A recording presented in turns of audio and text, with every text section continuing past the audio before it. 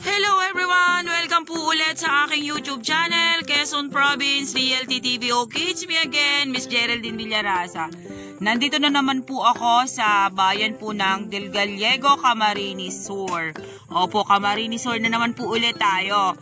Mula po doon sa National Highway hanggang dito po sa property ay ang layo po niya ay 8 kilometers. Then, ang kalsada po niya is napakaganda. Talagang halos lahat po siya ay sementado. Ano po? Then, ito pong property na i-aalok ko sa inyo or ibablog ko ngayong araw ay 17 hectare. Ano po? Okay po, tara po at papasukin po natin yung 7 hectare na ipapakita ko sa inyo. Then, mula po pala, dito po pala sa frontage ng Barangay Road, ay nasa 400 meters mahigit ang frontage niya dito po mismo sa cemented road. Okay po, tara po, samahan niyo po ako. Ikutin po natin ang 17 hectare ng Del Gallego, Camarines Sur. Saan tayo pwede ditong pumasok? Ayan po. Medyo po siya ay maramo. Dito po muna tayo mag-uumpisa sa bungad po ng 17. Ayan po siya. Dito po sa part na to, wala po talaga siyang tanim. Ano po, pero yung nandun po sa may dulo, kasi pinuntahan ko po muna yon bago po ako nag-umpisa ng vlog ko, ay marami po dong tanim. Hindi ko na po papasukin yung side na yan. Kasi ito po ay yung daanan po baga ng tubig, yung kanal. Basta yan pong side na yan, ay flat na flat po yan. Yan. Okay po, dito lang po kasi sa bungad is madamo. Kaya po, hindi po ako makapasok dun sa loob. Ano kuya, kayang pasukin?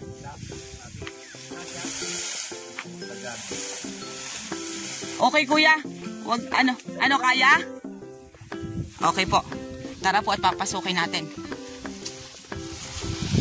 Okay po, yan po natututukan na yan ng aking camera. Yan po ay pantayan talaga. Kasama pa po yan sa 17 hectare. Yan po ang start ng property. Ayan po siya. Yan. Then alam naman po natin na wala pong perpektong lupa. Ano po? Ito po ay 17 hektarya, kaya meron po itong flat, may slope. Kuya, anong source ng tubig dito? May ilog po sa loob. Okay, may ilog po sa loob ang property. Wala po dyan bang poles dyan? Wala. Okay po. Ano po sa baba yung poles? Ayan, yan po natututukan din ng aking camera. Kasama po yan sa 17 hectare. Nandito po ako sa may pinakang overlooking ng property. Dito po sa umpisa. Ayan, nakikita ko po dito sa side na to, mga wala po ditong nyog. Pero yung kanina po doon sa pinuntahan kong pinakang end ng area, marami po dong nyog. Then may pitak po doon ng mga palayan. Dito po sa part na to ay wala po itong tanim. Okay po. Tara po at punta naman po natin yung ibang parte. Okay po, yan po ay kasama pa rin po doon sa 17 hectare. Ito po yung binabaybay namin. Ito po yung gilid mismo ng cemented road dito sa Del Gallego. Yan, dito po sa side na to, mga wala pa po talaga siyang tanim. May pangilan-ngilan po ditong nyog na maliliit na bagong tanim. Then, batino at mahogany po yung nakikita kong mga puno dito. Basta po ito pong side na to is flat. Yan. Tulad nga po ng sinabi ko sa inyo, ang lupa po ay hindi lahat ay perfect. Ayan, meron po ditong mga mahogany sa gilid na to. Sa laki po kasi nito, andyan po yung may flat, may slope, mga ganun po ang property. Ayan, may mga nyog na po dito. Ayan, mga takaran po ang nyog niya.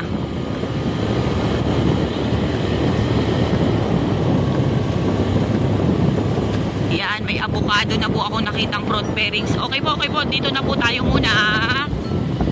Okay. Okay guys, nandito po ako. Huminto po muna kami dito sa may pinakang gitna ng Barangay Road.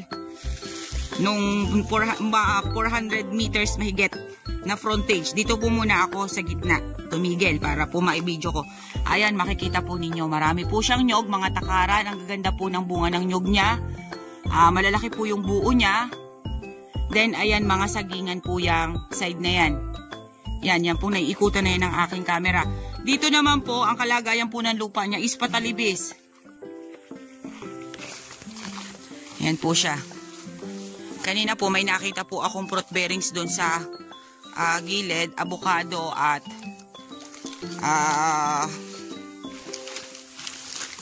itong dalandan. Ayan po. Ayan, talibis pa rin po dyan sa side na yan. Kaya nga po sabi ko sa inyo, wala pong perfect na lupa. Yan, then pagdating po niyan dyan sa babang yan, pantayin na naman po siya. Ano po? Ayan po ang area. Ang kagandahan po kasi nito kasi yung papunta po dito sa property mula po dun sa National Highway ay sementado po talaga ang kalsada niya. At napakalapad po ng kalsada. Then ito po nga pong property, gilid din po siya ng cemented road. Okay po, nandito naman po ako sa pinakang end na nung barangay road, nung frontage dito sa barangay road. Sa pinakang dulo na po ako.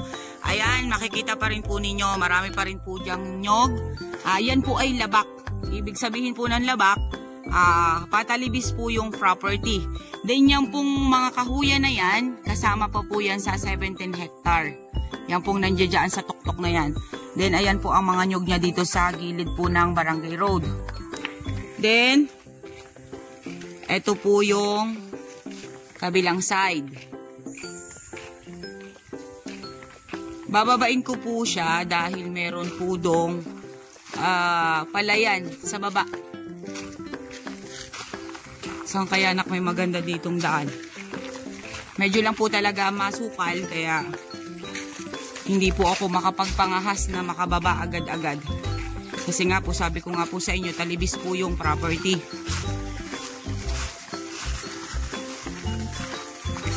Yan. Uy, ang ganda oh. May sapa doon sa loob buhay oh.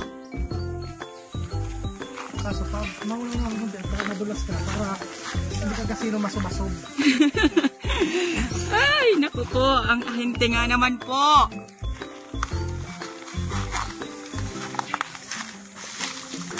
Hayaan po ninyo at pagka po nakabenta na ako ng maganda-ganda, hindi na po cellphone ang gagamitin ko. Drone na po. Nandiyan lang po ako sa may gilid ng kalsada. Umiikot po ang drone ko.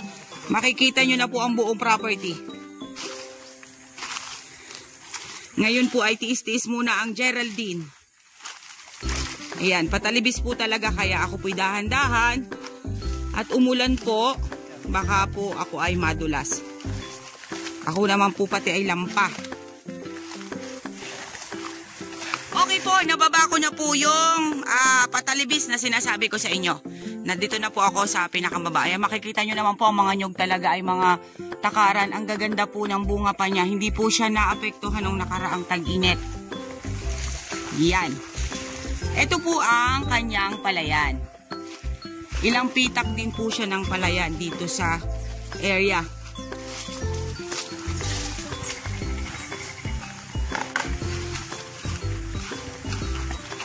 Ayan po, ang ganda po nung sapa niya dito. Oh, buhay ang sapa. Ang ganda po ng ng sapa niya. Oh. Ayan po siya. Running water po siya. Ayan. Ayan po ang sapa. Kulang lang po nito ay linis. Pag po nalinisan niyang sapa na yan, napakaganda po niyan. Ayan, may mga bato-bato po siya, oh. Oh, ayan. Yan po ang sapa niya. Nandito po mismo siya sa loob ng property. Then, ayan, may mga langka po dito sa side na to, mahogany. Tapos, ito pong palayan na to, hindi ko po estimate kung ilang piraso po yan o ilang pitak. Mamaya po namin pupuntahan yung may-ari pagbalik po namin ng Tagkawayan, Quezon. Ano po? Dito po muna tayo. Wow! Tingnan po ninyo ang bunga ng nyog. Apakadami po niya, oh. Oh. Okay po.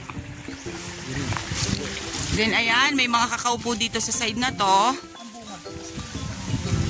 Ayan po siya.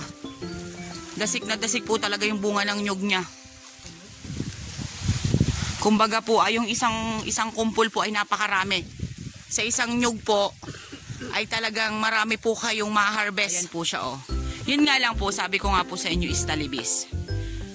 Mas lamang po yung pagiging talibis ng property kaysa po dun sa flat. Ayan, napakaganda po ng tubig niya, oh. Ayan po ang tubig niya. Lumalagaslas po talaga siya. Then yan, kasama pa rin po yan, yung mga maliliit na yan na nyog dito sa side na to. Then ito pong Indian mango. Ayan. Yung tinuro ko po sa inyo kaninang kabundukan, kasama pa rin po yung pataas na yan dyan.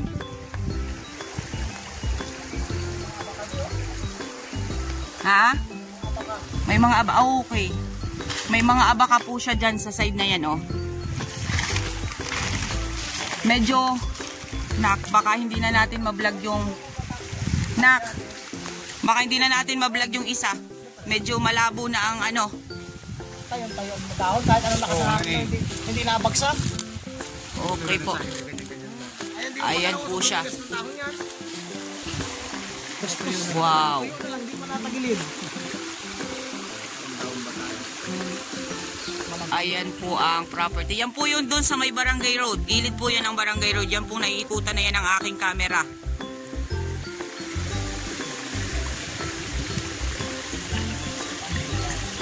Napakaganda ang bumunga ng mga nyog, no? Dasik na dasik talaga siya, eh. Pwede ba akong pumunta dun sa may kabilang yon? Okay po, pasensya na po at medyo po labo na yung aking video. Medyo po madilim na kasi anong oras na rin po. Medyo hapon na po din, makulimlim pa po yung panahon kaya ganyan na po ang ng video ko. Medyo madilim na po yung sa video ko. Ayan, ito pong palayan na to, ayan. Makikita naman po natin na kaharvest lang po nila dito. Ano siya, ina-occupied po siya ng tao. Oo. Hindi ko lang po sure kung ilan pong pitak ng palayan na to. Then mamaya po pagpunta po namin doon sa may-ari, ilalagay ko na lang po sa details. Ano po? Okay guys, sabihin nyo na po ang property namin. Dito po ito sa Del Gallego, Camarines Sur, along Barangay Road. Then mula po doon sa National Highway hanggang dito po sa property, ang layo po niya ay 8 kilometers. Then ang frontage niya po sa Barangay Road is nasa 400 meters po mahigit. Then yung sabi ko nga po sa inyo, hindi po perfect ang isang property. Mas lamang po nitong area na to is patalibis. Then ayan po, ayan, may mga nyog, marami po siyang fruit bearings. Then may pitak po ng palayan. Then may cellphone signal din po dito sa area. And source of water po, nandito po mismo sa loob ng property ang sapa. Okay po, once again po ako po ulit ang inyong site locator, si Miss Geraldine Villarasa. Muli po akong maglalambing. Pa-like and share po ng aking mga vlog and pa-subscribe na rin po ng aking YouTube channel, Quezon Province Realty TV. Okay po, thank you po for watching.